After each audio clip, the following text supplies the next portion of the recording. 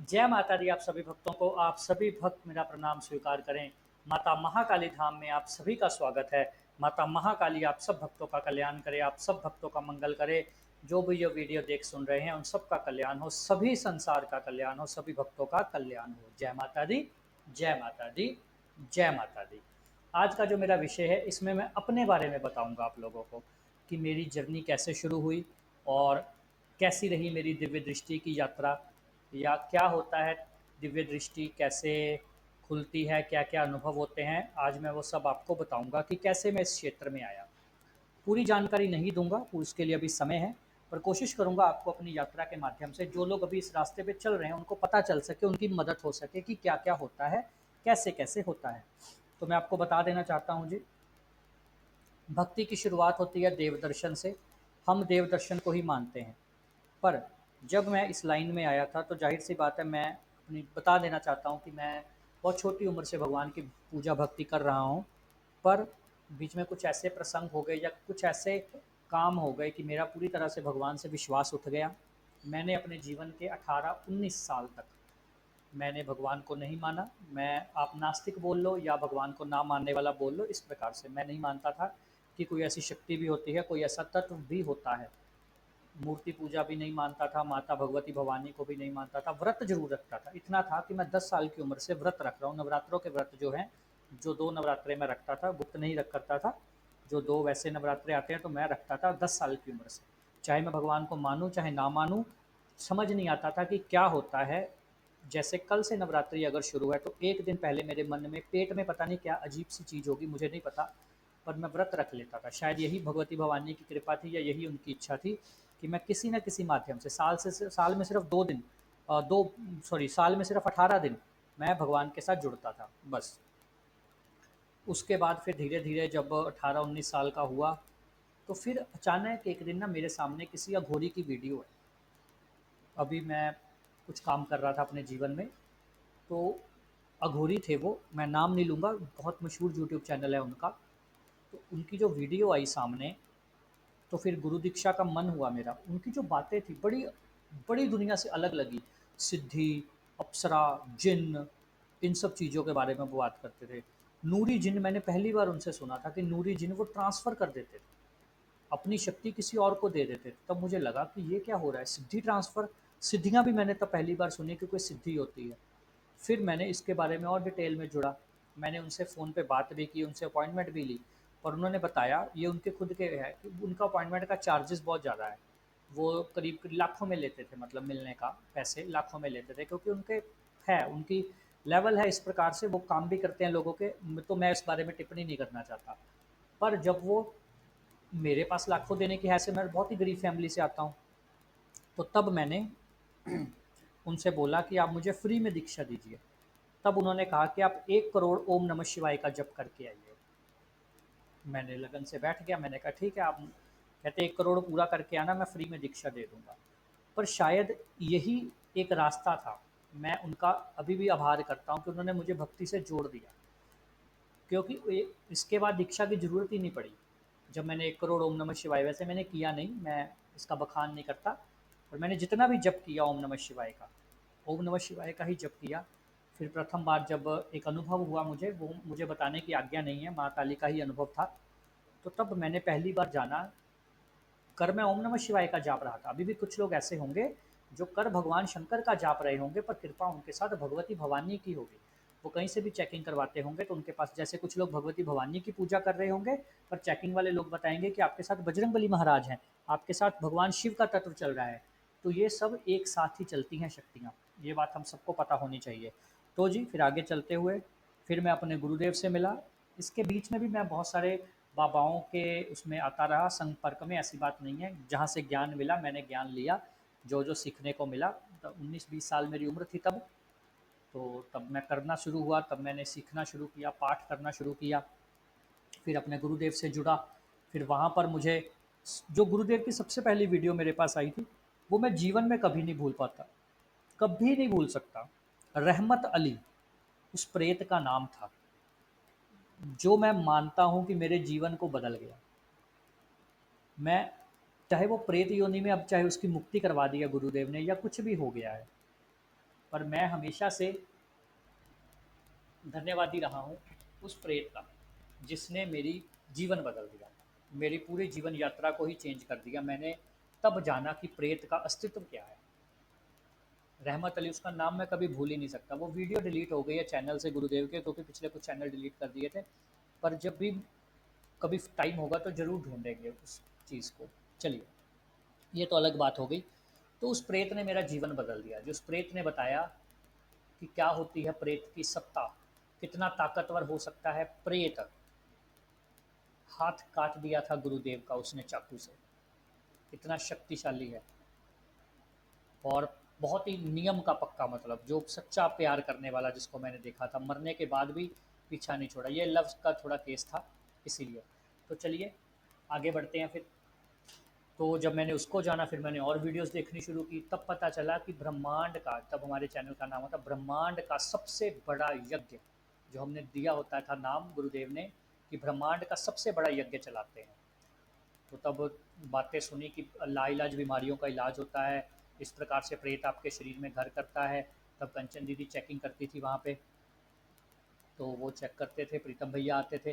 प्रीतम भैया से बहुत कुछ सीखने को मिला जीवन में, बहुत कुछ।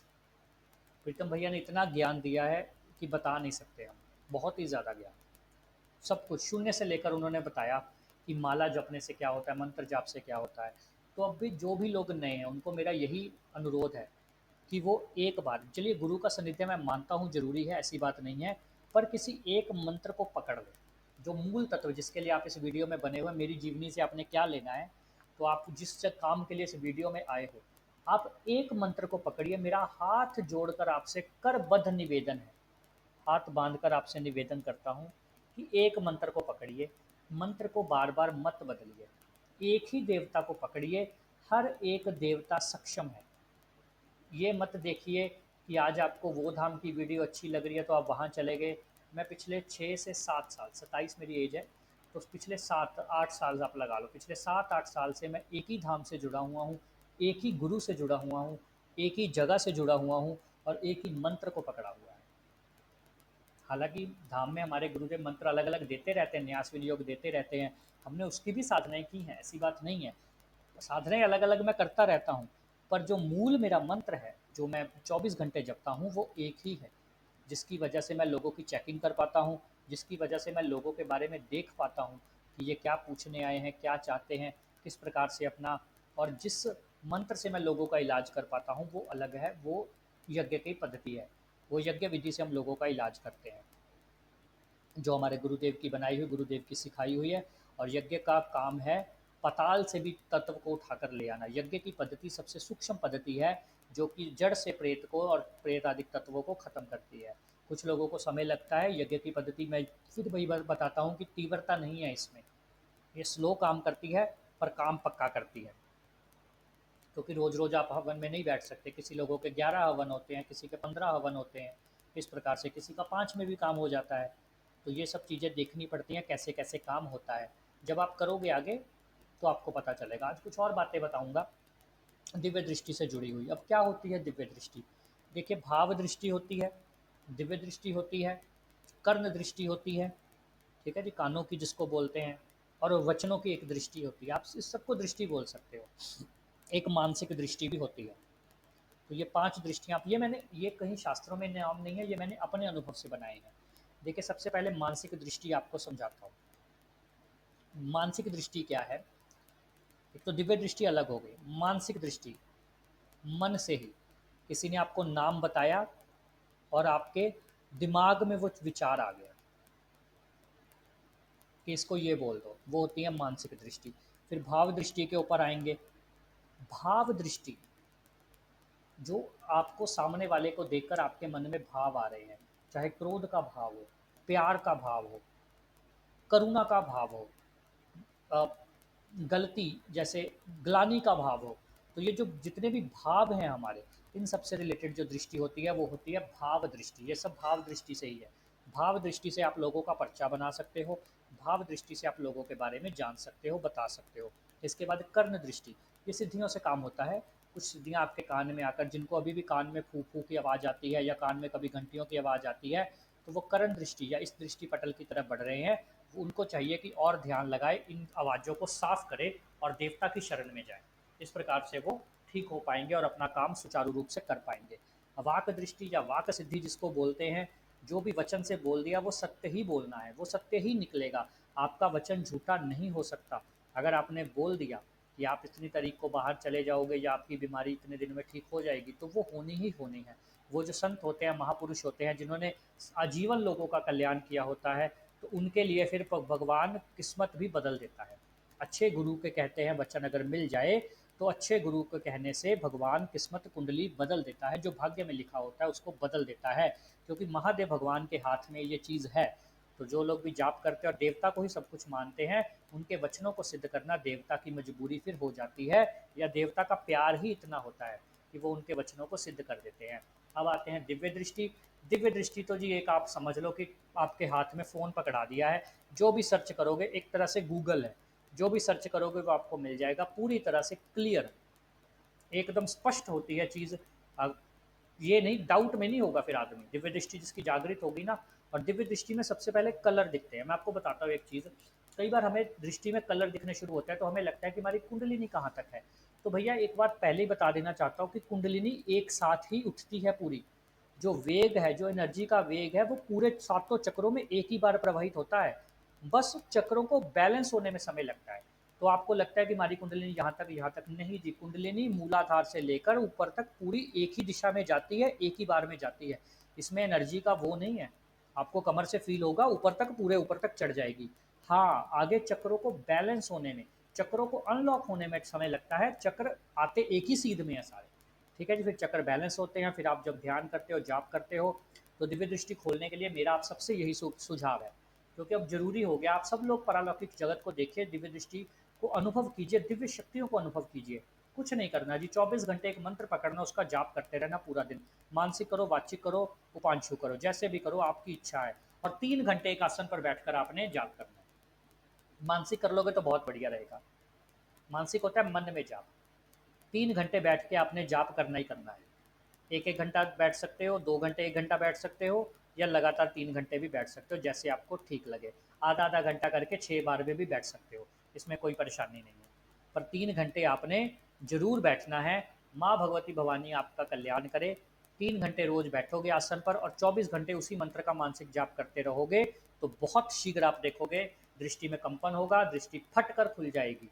एकदम से कह लो विस्फोट होगा आपके दृष्टि के बीचों बीच, तो वो खुल जाएगी। और धीरे आगे फिर परतें साफ होती रहेंगी। और किसी भी गुरु से शक्तिपात करवा के कुंडलिनी जागृत करने की कोशिश मत करना, ये हानिकारक हो सकता है, इस पर साधक की मौत भी हो सकती है। तो इसलिए इन सब चीज़ों से बचो। शक्तिपात करवा के कभी नहीं करना। शक्तिपात आप करवाओ जरूर, पर अपने झाड़े लगवाओ, ताकि चक्र बैलेंस होने में जो प्रॉब्लम आ रही हो वो ठीक हो जाए। और मंत्र चिकित्सा सीखो। मंत्र चिकित्सा से मंत्र की शक्ति को जानो, और मंत्र के से लोगों की चेकिंग करना सीखो, लोगों का इलाज करना सीखो, लोगों को प्रूफ करना सीखो कि कैसे आप किसी के हाथ में लौंग भरकर उसके लिए मंत्र जाप करोगे तो सारी नेगेटिविटी उसके हाथ में आ जाएगी, उसका हाथ कांपना शुरू हो जाएगा। ये सीखो कैसे होती है ये चीज़ें। तो ये सब सीखने के लिए आप धाम के नंबर से संपर्क कर सकते हैं।